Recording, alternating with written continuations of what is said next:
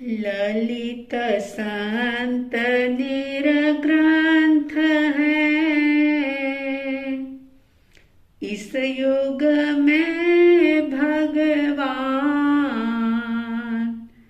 स्वीकारो मेरी वंदना। सकल संत गुणवान। श्रद्धालु जिज्ञासु श्रोताओं, आइंबिल ओली पर्व का आज 5वां दिवस और पंचम पद यानी नमो लोए सव्व साहुणम, इस पद की साधना करने का ये पावन दिन। नमो लोए सव्व साहुणम का मतलब होता है लोक में जितने भी साधु हैं उन सबको नमस्कार हो। जैसा कि मैंने पहले भी बताया था कि विशेष रूप से जैन धर्म व्यक्ति पूजक धर्म नहीं है, ये गुणों की पूजा करने वाला है, क्वालिटी को पूजता है ये। और जिनमें साधोचित गुण है, चाहे फिर वेश श्वेत हो या अन्य कोई हो, अगर साधु के 27 गुण उनमें मौजूद हैं तो नमो लोए सव्व साहुणम कहने से उनको वंदन होता है, नमस्कार होता है। साधु पद जो है, ये 5वां पद, ये परमेष्टि का मूल है, क्योंकि साधु परमेष्टि के मूल होते हैं और साधु पद से ही अरिहंत सिद्ध आचार्य और उपाध्याय का विस्तार होता है। साधु की साधना यानी संयम की साधना बहुत ही कठिन साधना होती है। साधु का मार्ग जो तलवार की धार पर चलने की तरह होता है। उत्तराध्ययन सूत्र में मृगापुत्र का जब उनके माता पिता के साथ वार्तालाप होता है, जब मृगापुत्र को जाति स्मरण ज्ञान होता है और वे संयम अंगीकार करने के लिए अपने माता पिता से आज्ञा मांगते हैं, तब उनको कहा जाता है अस्सी धारा गमनम चैव दुक्करम चर्युम तव, यानी कि तलवार की धार पर चलना जैसे कठिन नहीं बल्कि अति कठिन है, ठीक उसी तरह से संयम के पथ पर चलना भी बहुत कठिन है। ऐसा कठिन व्रत, कठिन संकल्प धारण करके जो साधु का जीवन स्वीकार करता है, सचमुच वो महान होता है, सबका पूजनीय होता है। साधु जो होते हैं वे तिन्नाणम तारियाणम कहे जाते हैं, यानी कि अपना भी आत्महित साधते हैं और दूसरों का भी आत्महित साधते हैं, यानी स्व पर का कल्याण करते हैं। अपना काम भी सिद्ध करते हैं और दूसरों के काम को भी सिद्ध करते हैं, वो होते हैं साधु। साधु को अणगार भी कहा जाता है। अणगार का मतलब होता है कि जो घर बार से रहित हो जाए और 27 गुणों का पालन करे, फिर चाहे वह स्त्री के रूप में हो चाहे वो पुरुष के रूप में हो, यानी साधु हो या साध्वी हो। नमो लोए सव्व साहुणम कहने पर साधु साध्वी भगवंतों को वंदन नमस्कार होता है। साधु वीतरागता की साधना करने वाले होते हैं, क्योंकि एक ही लक्ष्य होता है जीवन का कि हमारे मोह राग द्वेष खत्म हो और हम वीतराग बन सकें। और उनकी साधना का मूल जो है साधना का ध्येय जो है वो सिर्फ और सिर्फ वीतराग बनना होता है। अगर इस ध्येय से हटकर के कोई दूसरे मार्ग पर चले तो फिर चाहे वह वेश से साधु हो, लेकिन वह साधु नहीं कहा जाएगा। वेश से साधु बनना बहुत सरल है, केश का मुंडन करा लेना भी सरल है, लेकिन वेश के साथ साथ अपने मन को भी बदल देना, केश के मुंडन के साथ कषायों का मुंडन कर लेना, ये बहुत कठिन साधना है।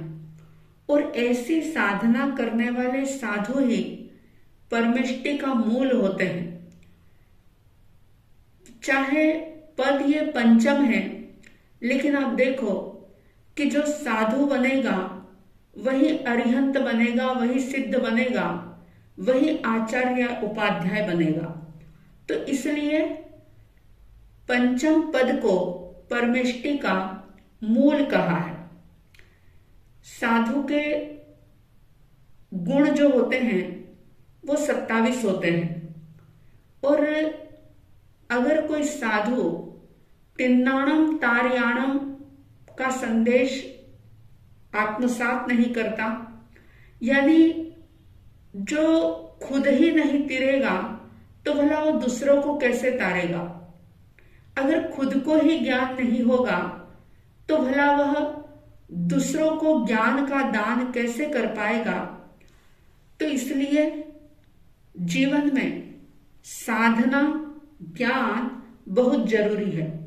22 परीक्षाओं को जीतना ये ज्ञान के बल पर ही संभव है। अगर ज्ञान का बल नहीं है तो जीवन में जो विपरीत परिस्थितियां आएगी, साधु के जीवन में जो भी उतार चढ़ाव आएंगे उसमें वो बह जाएगा और कर्म निर्जरा के स्थान पर कर्मों का बंधन कर लेगा। इसलिए ज्ञानी कहते हैं कि साधु अपने ध्येय को ना भूले, अपने लक्ष्य को ना भूले, वीतरागता की साधना करना और वीतरागी बन जाना ही साधु का एकमात्र ध्येय और लक्ष्य होना चाहिए। क्योंकि जो वीतराग बन जाता है वो निश्चित रूप से सिद्ध बन जाता है। अब आइए हम बात करते हैं कि नमो लोए सव साहुणम पद की साधना कहां पर किस प्रकार से की जाती है।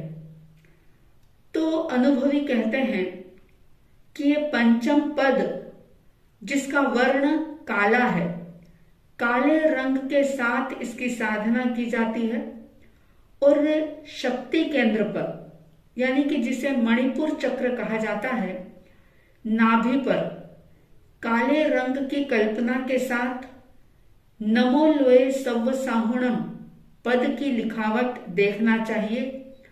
सवाल पैदा हो सकता है आपके मन में कि साधु का वर्ण काला क्यों है। तो काला रंग जो होता है वो अवशोषक होता है, अवरोधक भी होता है। ये बाहर के प्रभाव को भीतर आने से रोकता है। और इसीलिए आपने देखा होगा कि वकील न्यायाधीश जो होते हैं ज्यादातर काले कपड़े पहनते हैं। वो इसलिए कि उन पर दूसरे किसी का प्रभाव ना पड़े, वे जो भी विचार करें, निर्णय करें, वो स्वतंत्र रूप से करने में सक्षम रह सके। इसके लिए वकील और न्यायाधीश काले कपड़े पहनते हैं। ये रंग अवशोषक है और अवशोषक के रूप में ये अंदर की ऊर्जा को बाहर नहीं आने देता। जब शरीर में काले रंग की कमी हो जाती है तो प्रतिरोधात्मक शक्ति जो है वो बहुत कमजोर हो जाती है। और आप देखते हैं कई लोग ऐसे होंगे आप में से कि जरा सा मौसम बदलता है कि जुकाम हो जाता है, जरा सी बेमौसम की बरसात होती है कि व्यक्ति को बुखार आ जाता है। जरा सा कुछ खाने में आ जाए तो उसे अपच हो जाता है। ये सारी चीजें इसलिए होती है कि उसके शरीर में प्रतिरोधक शक्ति जो है वो बहुत कमजोर है। और ज्ञानियों ने यानी पुराने आचार्यों ने, जो हमारे प्राचीन आचार्य हुए हैं, उनका तो ऐसा मानना था कि अगर कोई व्यक्ति कोई वाद विवाद में जा रहा हो, पुराने जमाने में बहुत वाद विवाद हुआ करते थे, तो अगर कोई कोर्ट कचहरी का कार्य हो या कोई वाद विवाद में विजय प्राप्त करने के लिए अगर जाना हो, तो जाने से पहले काले रंग की भावना के साथ नमो लोए सव साहुणम का जाप जरूर करना चाहिए। ये जाप जो है वो हमारे इस मणिपुर चक्र को जागृत करता है। और आप जानते हैं कि नाभि जो है वो प्रचंड शक्ति का स्थान है। जब एक बार हमारा ये शक्ति केंद्र, जिसे तेजस केंद्र भी कहा जाता है, अगर वो जागृत हो जाता है तो फिर बाहर के प्रभावों को, मौसम के बदलने को या किसी भी प्रकार की बाहर की जो चीजें हैं उनको सहने में साधक बहुत सक्षम हो जाता है, समर्थ हो जाता है। और इस काले रंग की कल्पना के साथ जब नमो लोए सव साहुणम का जप किया जाता है, ध्यान किया जाता है, तो इससे रोग निरोधक शक्ति भी बढ़ती है और फिर बदलती ऋतुओं का उस व्यक्ति पर प्रभाव नहीं होता। काला शरीर हो चाहे काला रंग हो, ये जो है ये हमारी निष्क्रियता को, हमारी अकर्मण्यता को दूर करता है।